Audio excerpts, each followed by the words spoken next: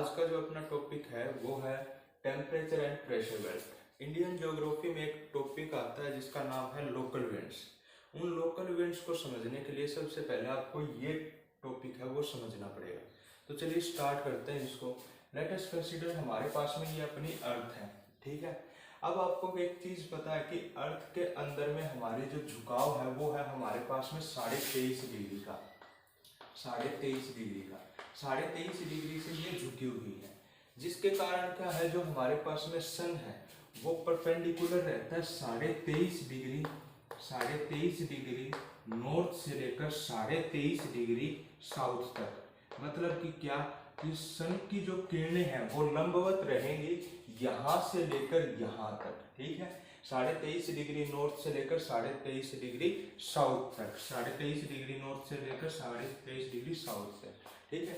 इसलिए यहाँ पर पूरी अर्थ के अंदर में जो तापमान है और जो दबाव की पेटियां हैं वो अलग अलग होती रहती हैं, दबाव के क्षेत्र अलग अलग तरीके से बनते रहते हैं।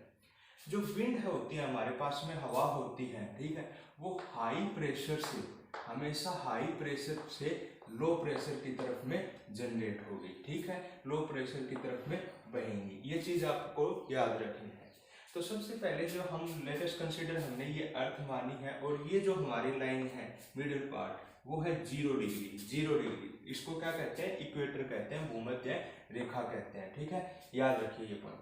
अब इसी के अंदर में 10 डिग्री नॉर्थ से लेकर 10 डिग्री साउथ तक इस रीजन को, ये वाला जो रीजन है मेरे पास में, इसको बुलाते हैं हम क्या? इक्वेटोरियल रीजन, ठीक है, भूमध्य क्षेत्र, इक्वेटोरियल रीजन।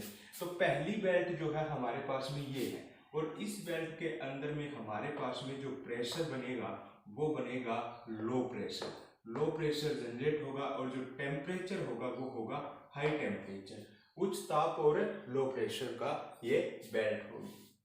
नेक्स्ट जो बेल्ट आती है हमारे पास में वो आती है 30 डिग्री साउथ से लेकर 35 डिग्री साउथ तक, दोनों हेमिस्फीयर में, ठीक है, इसके नीचे भी और इसके ऊपर भी। यहाँ पे 30 डिग्री नॉर्थ और 35 डिग्री साउथ के बीच में, जिसको इस पट्टी को क्या बुलाया जाएगा, इसका नाम क्या होगा? वो होगा सब ट्रॉपिकल बेल्ट, उपोष्ण कटिबंधीय पेटी, ठीक है। और यहाँ पे जो हमारे पास में प्रेशर होगा वो होगा हाई प्रेशर, ठीक है, हाई प्रेशर होगा। तो विंड जो होगी हमारे पास में वो किस डायरेक्शन में चलेगी? हाई प्रेशर से लो प्रेशर में, ठीक है, हाई प्रेशर से लो प्रेशर में विंड्स हमारे पास में चलेंगी। तो विंड जो चलेगी वो हाई प्रेशर से लो प्रेशर में, मतलब कि जो सब ट्रॉपिकल बेल्ट है उससे हमारे पास में इक्वेटोरियल बेल्ट की तरफ में ये डायरेक्शन होगी इन विंड्स की, ये डायरेक्शन होगी, ये डायरेक्शन होगी इन विंड्स की। और इन विंड्स को क्या नाम दिया जाता है? इन विंड को नाम दिया जाता है ट्रेड विंड, ठीक है। क्या नाम दिया जाएगा? ट्रेड विंड, ठीक है, मतलब क्या? व्यापारिक पवनें, ट्रेड विंड। अब देखो क्यों नाम दिया जाता है, क्योंकि क्या रीजन है कि यहाँ पे हमारे पास में जो कंट्रीज हैं इक्वेटोरियल रीजन के और हमारे पास में सब ट्रॉपिकल रीजन में, जब ये हवाएं इस साइड में चलती हैं, इधर की तरफ में चलती हैं इक्वेटोरियल रीजन में, तो जो शिप्स होती हैं, जहाजें होते हैं, पानी की जहाजें, उनको सहारा मिलता है इन हवाओं की तरफ से इनके साथ साथ चलने का, और वो इस रीजन की तरफ में बढ़ जाते हैं। और ये विंड जो है ट्रेड विंड 6 महीने में बिल्कुल विपरीत हो जाती है, मतलब इनकी जो डायरेक्शन है वो उल्टी हो जाती है। ये इक्वेटोरियल रीजन से कहाँ की तरफ मुड़ जाएंगी? हमारे पास में सब ट्रॉपिकल बेल्ट की तरफ से मुड़ जाएंगी। और यही रीजन है इनका बिल्कुल अपोजिट होना, भारत में मॉनसून आना, ठीक है। भारत इसका सबसे बेस्ट एग्जाम्पल है, तो इसलिए इसको क्या नाम दिया गया है? ट्रेड विंड नाम दिया गया है। अब देखो यहाँ से जो हवाएं इस साइड जा रही हैं, इस साइड जा रही हैं, ठीक है, यहाँ पे हाई टेम्परेचर है, ठीक है। जब ये दोनों हवाएं आएंगी तब इनकी यहाँ से मिलने के बाद में ये ऊपर की तरफ में उठेंगी और इनकी डायरेक्शन होगी इस प्रकार, ठीक है, मतलब ये जो आई और ये इस प्रकार से ऊपर की तरफ उठती जाएंगे, ठीक है। और यहाँ पे लगभग 5 डिग्री साउथ और 5 डिग्री नॉर्थ के अंदर में ये उठेंगी, 5 डिग्री साउथ और 5 डिग्री नॉर्थ के अंदर में, जिसको नाम दिया जाता है डोल्ड्रम, डोल्ड्रम, ठीक है। यहाँ पे दो ट्रेड विंड्स क्या होती हैं? आपस में मिलती हैं और ऊपर की तरफ में उठती हैं, ठीक है। अब जब ये ऊपर की तरफ में उठेंगी हवाएं, तो ये क्या किसकी फॉर्मेशन करेंगी, क्लाउड्स की फॉर्मेशन करेंगी, क्लाउड्स की फॉर्मेशन करेंगी, बादल बनाएंगी। और जो वो हवा होगी वो कौन सी होगी, मॉइस्ट होगी, मॉइस्ट होगी मतलब कि नमी वाली होगी, ठीक है। बादल बनाएंगी और बहुत ज्यादा बारिश होगी, ठीक है। तो यहाँ पे किस चीज की फॉर्मेशन होगी इस रीजन में, डेंस फॉरेस्ट की, मतलब जितने भी बड़े बड़े आपके यहाँ पे जितने भी जंगल होंगे वो इसी रीजन के अंदर में होंगे। क्यों, बारिश क्या रहेगी, थ्रू आउट द ईयर, पूरे साल भर वर्षा होती रहेगी।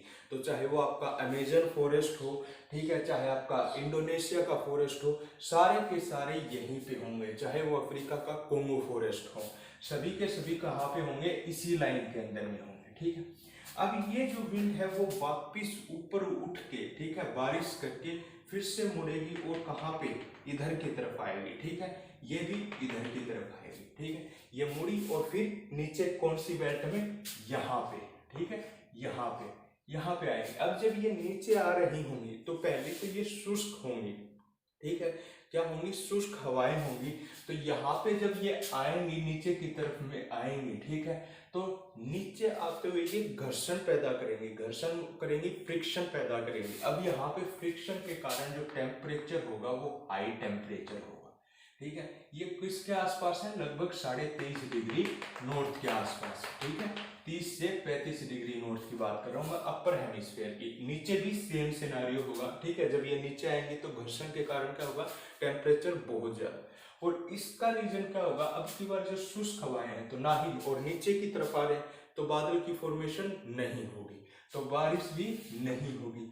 इसीलिए यहाँ पे क्या बनेगा, डेजर्ट बनेंगे। जितने भी आपके रेगिस्तान होंगे वो यहीं पर बनेंगे। जैसे मान लीजिए आपका थार रेगिस्तान है इंडिया में, वो भी यहीं पे बनेगा, ठीक है।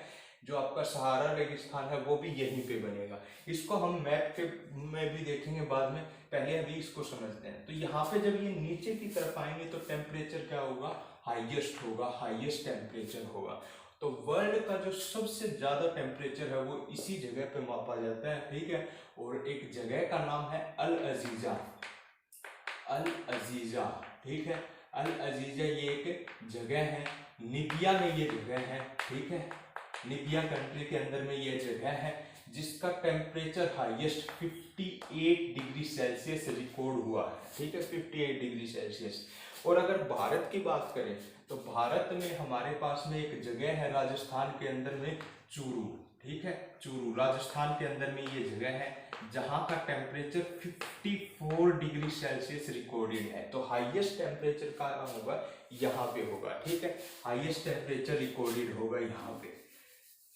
अब अगर हम नेक्स्ट बात करें इस बेल्ट की, ठीक है, इस बेल्ट की, तो यहाँ पे जो हवाएं चलेंगी, ठीक है, अब की बात यहाँ पे हाई प्रेशर, देन फिर से यहाँ पे लो प्रेशर जनरेट होगा, तो इनकी डायरेक्शन क्या होगी, ये डायरेक्शन होगी, ठीक है।